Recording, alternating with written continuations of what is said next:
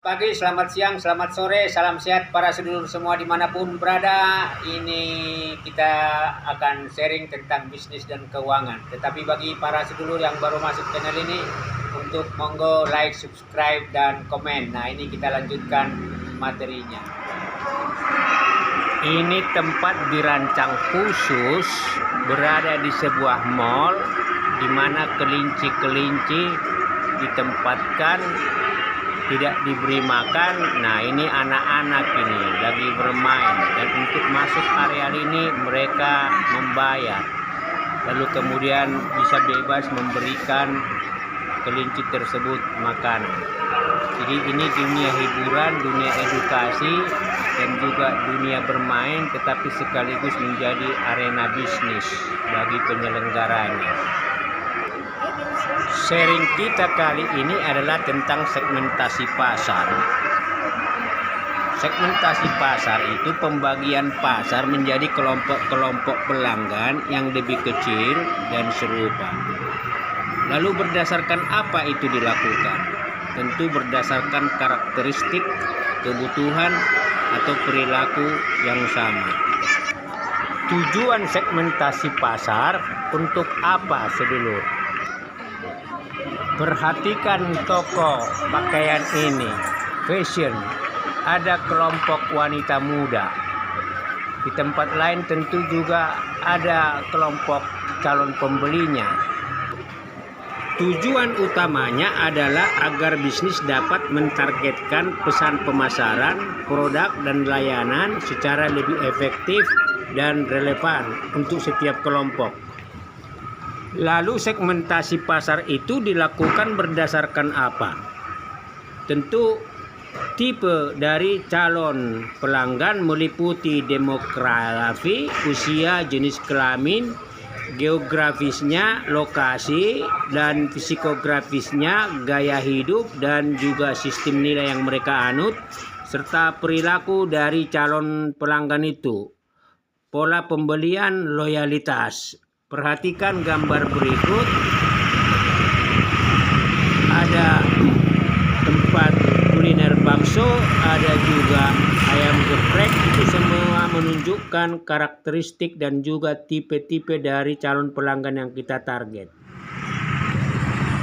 Lalu apa manfaat segmentasi pasar? Manfaat segmentasi pasar tentu agar pesan pemasaran lebih relevan, memungkinkan kita bisa membuat iklan dan komunikasi dengan lebih efektif. Yang kedua, pengembangan produk bisa lebih bagus karena kita menyesuaikan produk dan layanan kita lebih sesuai dengan kebutuhan spesifik setiap segmen. Ketiga, peningkatan loyalitas pelanggan sehingga mereka bisa menjadi pelanggan tetap. Yang keempat tentu adalah melakukan efisiensi waktu. Kita bisa menghemat waktu, uang, dan energi dengan fokus upaya pemasaran pada kelompok-kelompok yang lebih potensial, sehingga omset kita bisa meningkat. Yang seterusnya, kelima, itu adalah membangun atau meningkatkan keunggulan kompetitif dibanding dengan usaha sejenis, sehingga pasar bisa kita kuasai dengan lebih bagus, peluang bisa lebih banyak, dan kita bisa mengidentifikasi pertambahan omset maupun pertambahan jumlah pelanggan baru. Lalu pertimbangan apa saja waktu kita melakukan segmentasi pasar? Yang pertama tentu memperhatikan customer jobs, latar belakang pekerjaan dari calon pelanggan kita, apakah kelompok ibu-ibu, kelompok anak, kelompok karyawan, atau generasi muda. Itu kita akan melihat bagaimana aspek fungsional dari mereka, aspek sosial dari mereka, aspek emosional seperti rasa nyaman, dan menghantarkan mereka dana ke kita karena mereka membeli bahan yang mereka perlukan. Kedua adalah keuntungan yang kita tawarkan atau manfaat atau nilai hasil positif yang diharapkan dan diinginkan pelanggan sebagai hasil dari apa yang mereka harapkan datang ke toko kita. Jadi bisa produknya praktis, prosesnya cepat, efisien, lalu mereka mendapatkan pengakuan dari rekan dan juga merasa senang atau puas atau aman dengan tempat maupun layanan kita. Ini adalah poin customer gain. Poin ketiga, melakukan segmentasi pasar. Pertimbangan ketiga itu adalah mengenai customer pain. Ini adalah masalah, tantangan sekaligus risiko atau hambatan bahkan pengalaman negatif yang dialami pelanggan saat mereka datang ke tempat kita.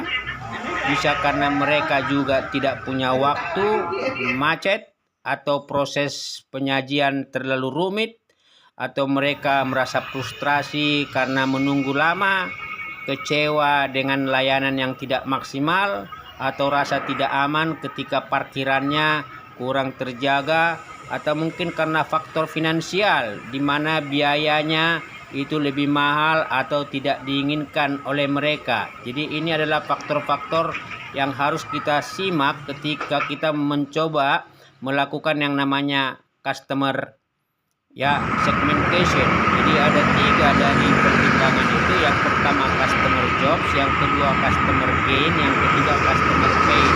Ini adalah bagian dari pertimbangan kenapa semua departemen, toko, juga tempat usaha melakukan segmentasi pasar secara efektif.